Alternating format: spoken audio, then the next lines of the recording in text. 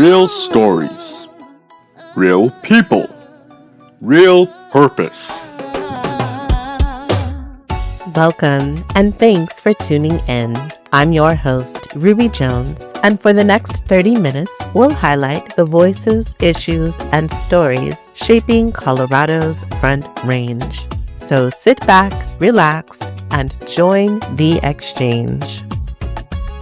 Front Range Exchange is an extension of multimedia content published by Empower Media Exchange. We have a podcast, a digital publication, and we strengthen the local news ecosystem with support for children, students, and professionals. We believe in community connections, education, and inspiration, and we're building a better tomorrow, one story at a time.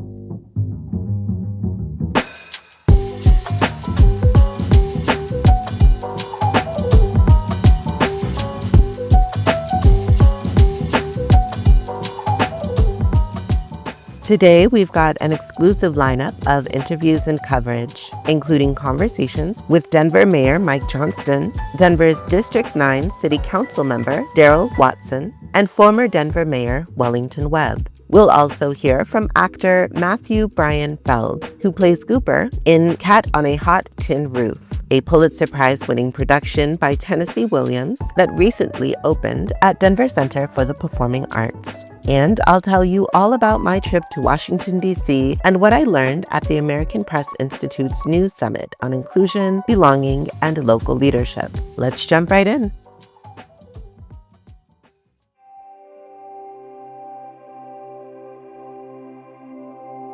On Tuesday, November 4th, voters throughout Colorado will have an opportunity to cast their ballots for important issues, both on the state and local level, in a coordinated election. A coordinated election is when multiple political jurisdictions or subdivisions, like cities, school districts, special districts, etc., all hold elections on the same day, and only one entity administers all of them together. This structure helps streamline processes such as ballot printing, voter notices, vote counting, and overall administration, rather than each jurisdiction running entirely separate elections. We'll get to the statewide ballot issues in just a moment, but first, for Denver residents, there's one measure worth special attention. The Vibrant Denver Bond is a proposed general obligation bond, or GO bond, of about $900 to $950 million that would fund major capital projects across the city, including improvements to roads, bridges, parks, recreation centers, libraries, public safety facilities, and cultural institutions.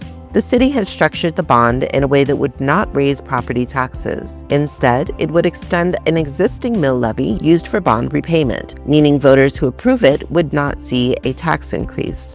If passed, the bond would help accelerate many needed infrastructure projects, invest in historically under-resourced areas, and strengthen public spaces and transport systems. I spoke with Denver Mayor Mike Johnston and District 9 City Council member Daryl Watson about the Vibrant Denver Bond, and we dug into how the bond was developed, the community input, equity criteria, readiness of projects, balancing neighborhood priorities. We also talked about key projects that stand out and how they hope Denver neighborhoods will see changes.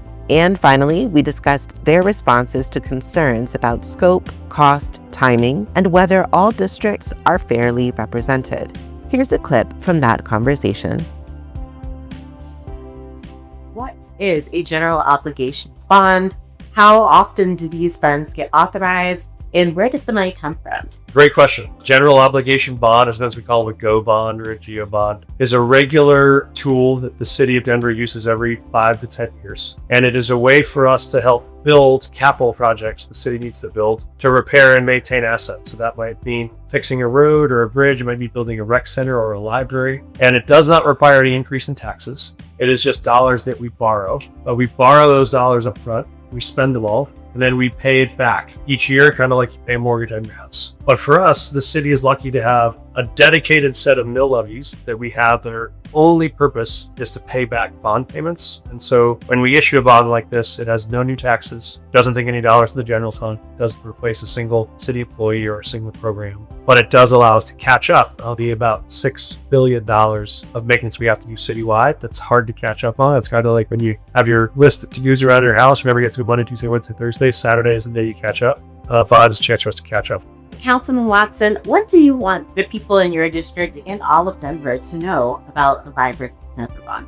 Thanks so much, Ruby. I think the bond, as the mayor shared, is a great opportunity to invest in the health and strength of our economy by really investing in community projects, infrastructure, libraries, things that we cannot do with the regular general fund. We don't have the spread, as the mayor stated, for $6 billion of necessary investments in each of our neighborhoods. And this bond is a targeted process, targeted focus, and I could say in the Fine District 9, we focused on real projects that folks have been talking about for years, but we didn't have the funds to fill the gap. So very excited about the opportunity. Strongly encourage people to learn more. Speaking of people talking, there is widespread speculation about this bond program.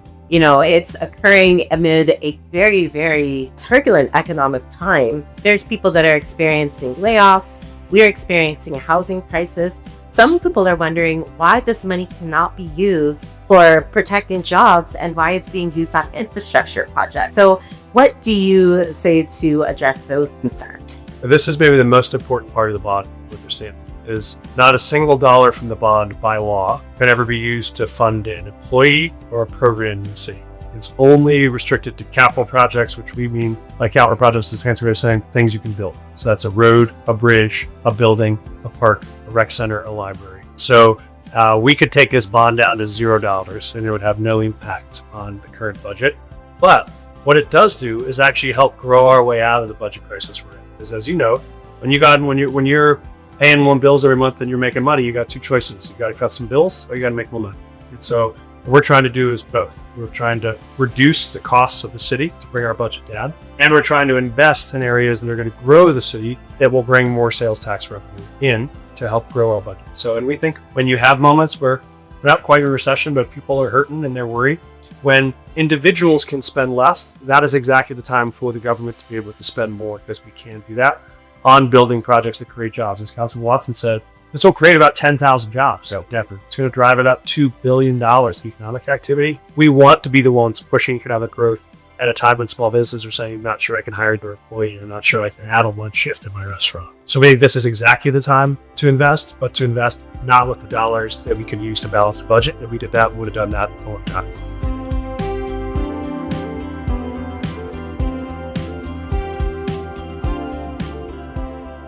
I also had an opportunity to sit down with former Denver Mayor Wellington Webb, Denver's first Black mayor, who served as the city's elected leader over 3 consecutive terms from 1991 to 2003. In our conversation, he reflected on the Vibrant Denver Bond and why he believes that it's a reinvestment in Denver's growth and resilience. Are you in support of the Vibrant Denver Bond? Wholeheartedly, 100%. I think it's good for Denver, and what most people should know that it is not a tax increase. So we're already paying for bonds. So this just extends the bond out. But there's so many things that we need in the city. And it's got some specific things in there for Northeast Denver. It's additional money in there for Blair Caldwell African American Research Library that is needed. People go in the library, they know how hot it gets there. It needs help with the HVAC, needs help with the air conditioning, need additional space. And so there's a lot of money in there for libraries in general. I always kid people, especially politicians, and say, always treat those shelvers kindly and thoughtfully, because my first job, I was a shelver when I was 16 years old at Denver Public Library downtown. And I like to say, you never know when that shelver might be mayor. That's okay. Wow, then that's in the bond. The street and viaducts and over on 38th Avenue is in the bond.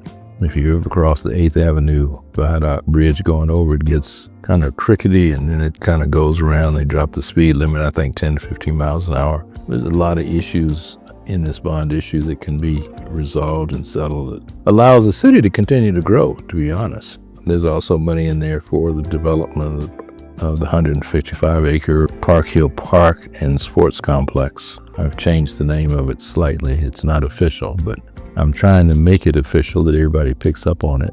As far as the bond issue goes, the city council had a very difficult time because there's so many needs for the city. And the mayor had a difficult time because when he started asking everybody, so what do we need? I think it came in about $5 billion or $6 billion, and then they had to cut.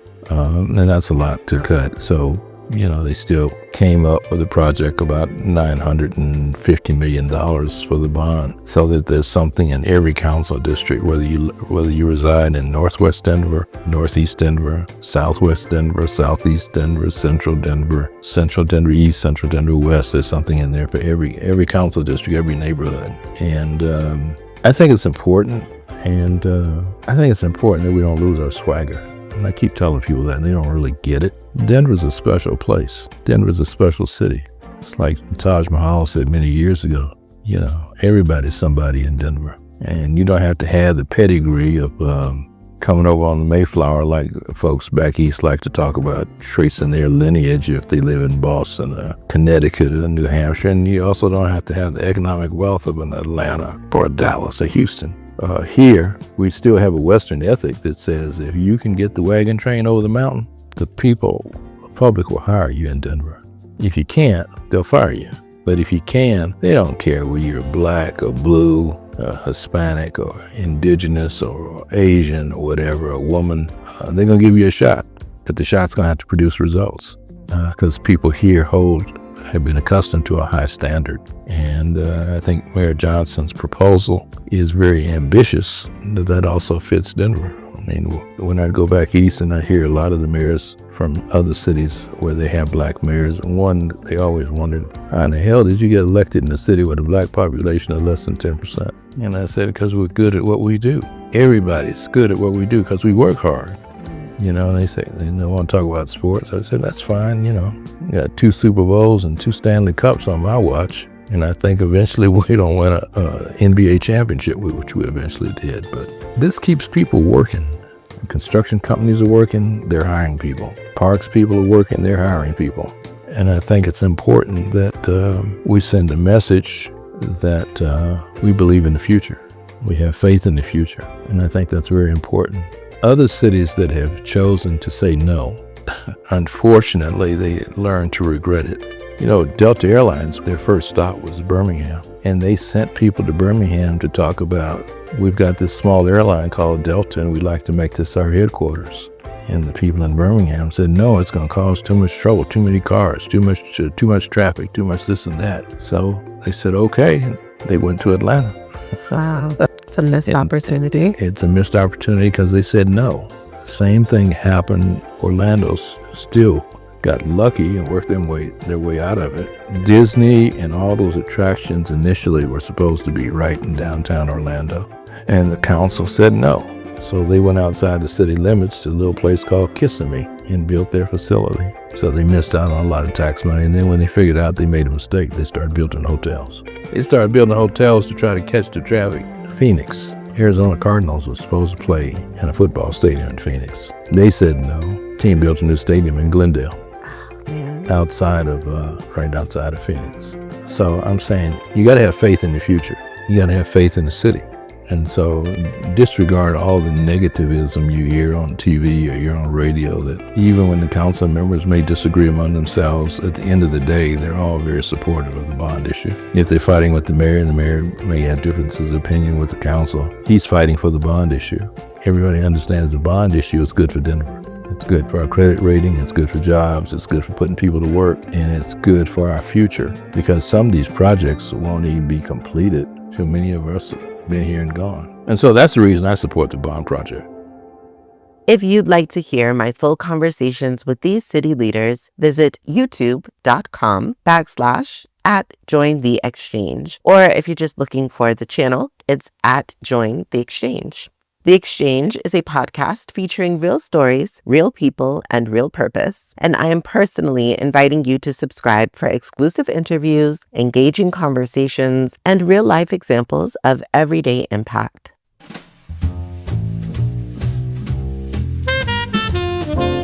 This November, Colorado voters will decide on 2 statewide measures referred by the legislature. These are not elections for candidates, but questions about how the state collects and spends certain tax revenues. In particular, how we fund Colorado's Healthy School Meals for All program. Both measures are focused on one thing: the long-term funding of Colorado's Healthy School Meals for All program, which provides free meals to public school students statewide. These proposals don't create a new program. Instead, they determine how to sustain one that voters originally approved in 2022 through Proposition FF. The first measure, known as Proposition LL, asks whether the state should be allowed to keep and spend extra revenue generated from that earlier initiative, which turned out to be higher than originally forecast. Normally, under Colorado's Taxpayer Bill of Rights, or TABOR, when the state collects more money than expected, it has to refund the excess. Proposition LL would make an exception, allowing those surplus dollars to stay with the Healthy School Meals program rather than being refunded. The second measure, Proposition MM, takes a different approach. It would adjust state income tax deductions for higher income earners, specifically those making more than $300,000 a year. The change would lower their allowable deductions to $1,000 for single filers and $2,000 for joint filers, generating an estimated $95 million annually. That money would go directly to fund the school meals program, ensuring its continued reach in all Colorado school districts.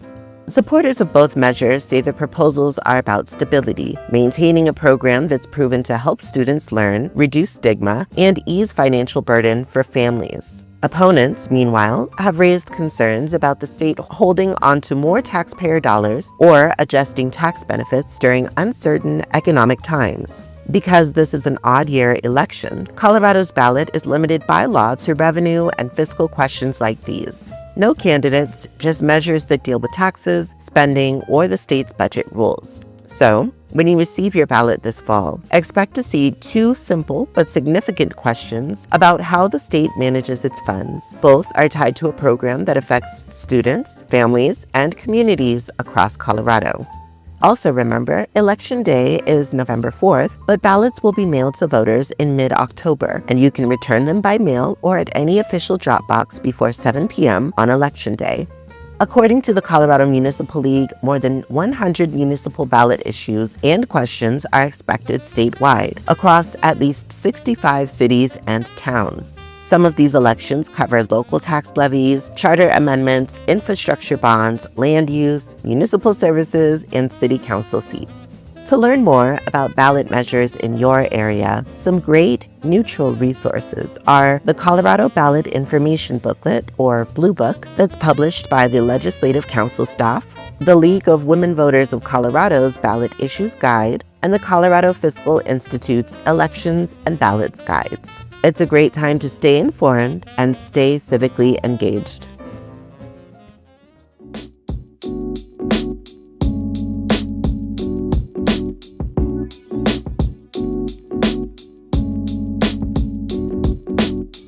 I recently returned from Washington, D.C., where I had the opportunity to attend a powerful convening hosted by the American Press Institute. It brought together journalists, media professionals, and community leaders from across the country, people working inside newsrooms, and others who are doing vital work within our communities. Our goal was to explore new ways to foster belonging, inclusion, and local leadership, and to reimagine how our communities can become active participants in creating a healthy, trustworthy news ecosystem. The conversations were inspiring and deeply aligned with the mission of Empower Media Exchange, which is to bridge communities through storytelling, media literacy, and collaboration. As a result of this experience, we're proud to share that EMX is committing to the creation of a Community Information Commons, which is a new initiative designed to strengthen access to credible news and information across the Front Range. Through this effort, we'll be partnering with local organizations, institutions, and residents to ensure that every Coloradan feels informed, represented, and connected. I want to extend my gratitude to the American Press Institute for organizing such an impactful gathering, especially during a time when our nation is navigating the results of a government shutdown and with ongoing challenges surrounding the role of media, both in our country and within the lives of everyday people. I'd also like to express a heartfelt thank you to our incredible facilitators, Samantha Ragland and Kevin Loker, for creating the space and framework for collaboration, innovation, and creativity. This was a transformative experience, and honestly, it's moments like these that remind us that journalism isn't just about headlines, it's really about community and belonging, and it's about building something sustainable together. To learn more about Empower Media Exchange, its community endeavors and media initiatives, and how to apply to serve on the new EMX Community Advisory Board, visit empowermediaexchange.org. You can sign up for our newsletters, subscribe to our digital news resources, and get updates about the Community Information Commons as it continues to develop.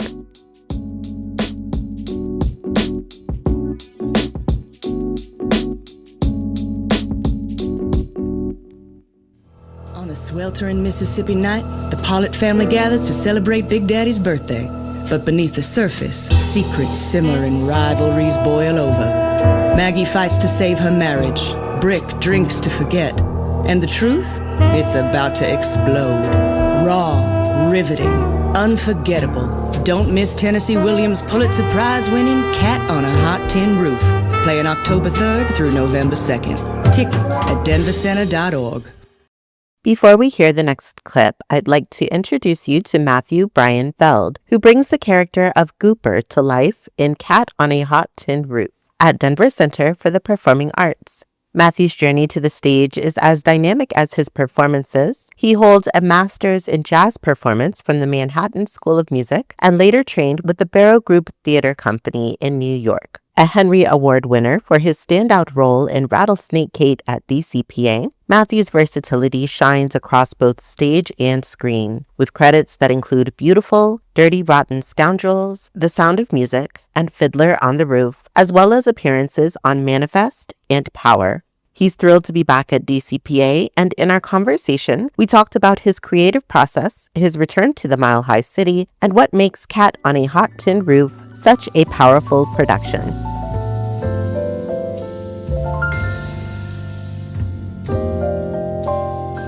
Cat on a Hot Tin Roof is a Pulitzer Prize-winning production and an American classic by Tennessee Williams, who has written amazing plays like A Streetcar Named Desire, and he's just this renowned creative mastermind.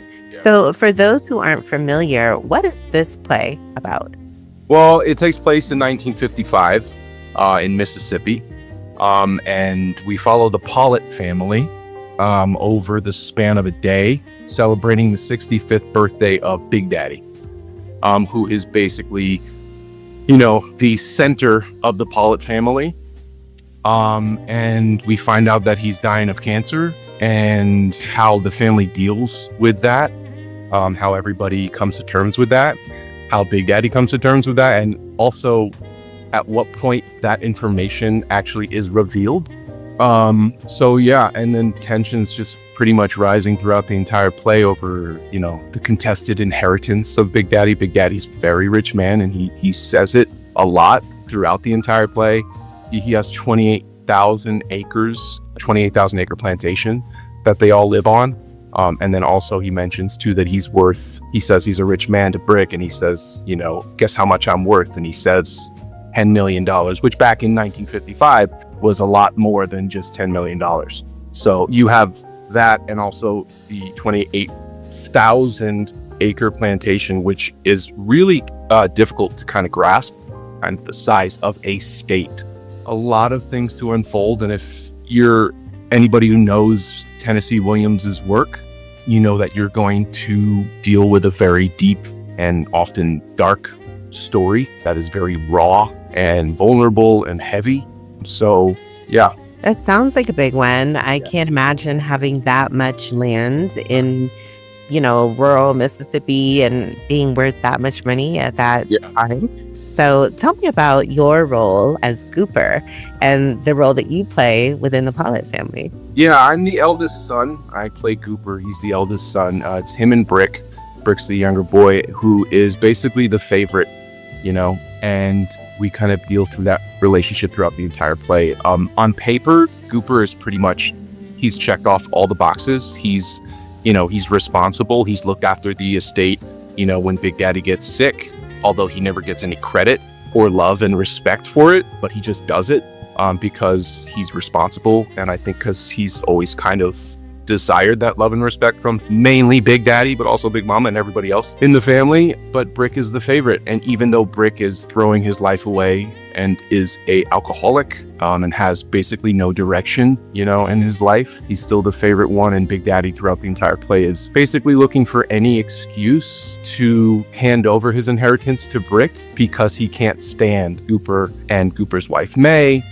Also Gooper, I mentioned he's responsible. He has 5 children with a very faithful, loving wife, May, and they have one on the way. So he's a corporation lawyer. Yeah, he's very responsible and mature, and he's got his stuff together, but I know hard to compete with the favorite son. November is an exciting month for lovers of the creative arts here in Denver. The 48th Annual Denver Film Festival is returning October 31st through November 9th, bringing more than 130 films from around the world to the Mile High City. This year's lineup includes standout titles like The Testament of Ann Lee, Sentimental Value, and Sinners, plus a Colorado spotlight showcasing local filmmakers and stories made right here at home. Another highly anticipated film project, which will be premiering at this year's festival, is about John Elway, former Denver Broncos quarterback and businessman who made history right here in the city. Festival honorees include Lucy Liu, Delroy Lindo, Gus Van Zant, and Niecy Nash Betts, each recognized for their powerful contributions to film and culture. With red carpet premieres, filmmaker Q&As, and special events across the city, the Denver Film Festival continues to be one of Colorado's most anticipated cultural celebrations. For the full lineup and tickets, visit denverfilm.org. Another fun fact is that this event coincides with Denver Arts Week, which celebrates the Mile High City's arts and culture scene with hundreds of events around the city. Denver Arts Week will kick off with expanded First Friday art walks across the city's creative neighborhoods, followed by free night at the museums on Saturday, November 8th, when many of Denver's top cultural institutions will be open for free.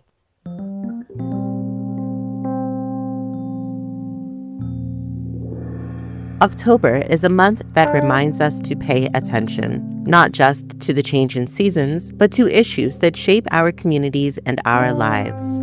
It's Domestic Violence Awareness Month, a time to honor survivors, remember those we've lost, and reaffirm our commitment to ending abuse in all its forms.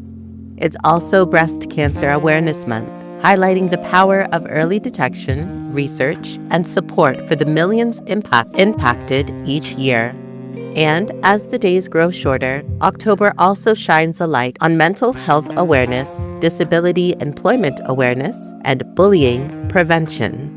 Each of these observances calls us to empathy, to listen, learn, and act. Whether it's checking in on a friend, supporting a nonprofit, sharing resources, or speaking against injustice. October reminds us that awareness is the first step toward change.